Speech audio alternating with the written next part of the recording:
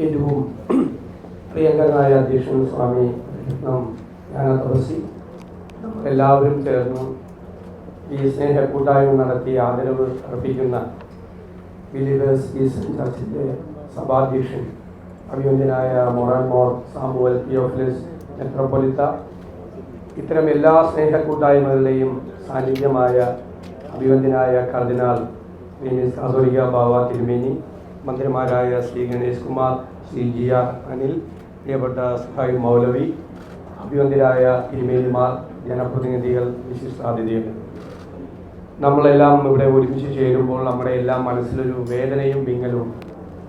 ഈ സഭാധ്യക്ഷനായിരുന്ന നമ്മളെല്ലാവരും ഇഷ്ടപ്പെട്ടിരുന്ന, ഇവിടെ സൂചിപ്പിച്ചതുപോലെ സാമൂഹ്യ പ്രവർത്തനവും ജീവകാരുണ്യ പ്രവർത്തനവും ആത്മീയ യാത്രയും എല്ലാം നടത്തിയ അഭിവന്ദ്യനായിരുന്ന അധ്യക്ഷൻ മോർ അത്തനേഷ്യസ് യോഹന്നാൻ മെത്രോപ്പൊലിത്തയുടെ വേർപാട് എല്ലാവരുടെയും മനസ്സിലിപ്പോഴുണ്ട്.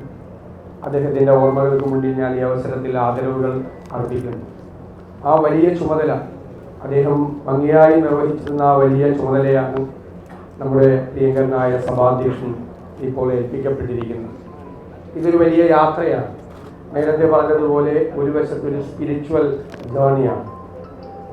ദൈവത്തിൻ്റെ കരങ്ങളായി പ്രവർത്തിക്കാൻ വേണ്ടിയിട്ടുള്ള അപൂർവമായ ദൈവികമായ നിയോഗമാണ്.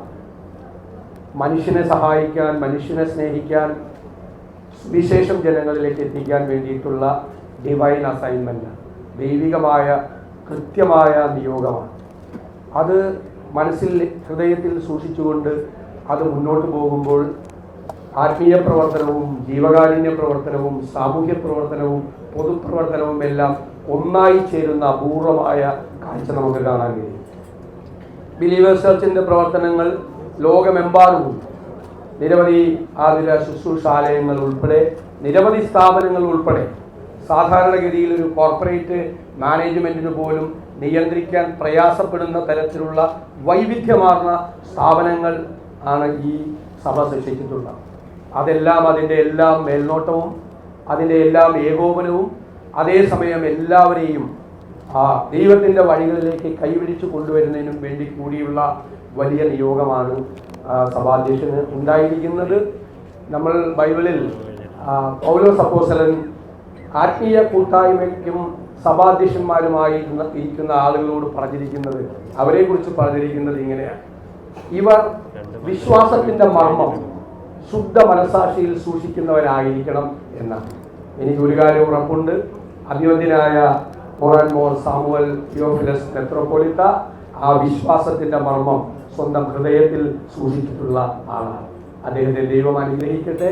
ഒരുപാട് നല്ല കാര്യങ്ങൾ ചെയ്യാൻ അദ്ദേഹത്തിൻ്റെ ഈ കാലയളവിൽ കഴിയട്ടെ എന്നുകൂടി ആശംസിച്ചുകൊണ്ട്, തിരുവനന്തപുരം എപ്പോഴും സ്നേഹത്തോടുകൂടി എല്ലാവരെയും ഇരുകൈകൾ നീട്ടി സ്വീകരിക്കും എന്നതിൻ്റെ ഏറ്റവും വലിയ ഉദാഹരണം, അവസാനത്തെ ഉദാഹരണം കൂടിയാണ് ഈ സ്നേഹക്കൂട്ടായ്മ എന്ന് പ്രത്യേകം പരാമർശിച്ചുകൊണ്ട് ഈ സ്വീകരണ സമ്മേളനം നിങ്ങളുടെ എല്ലാവരുടെയും അനുവാദത്തോടെ ഞാൻ ഉദ്ഘാടനം ചെയ്തതായി അറിയിക്കുന്നു. നന്ദി.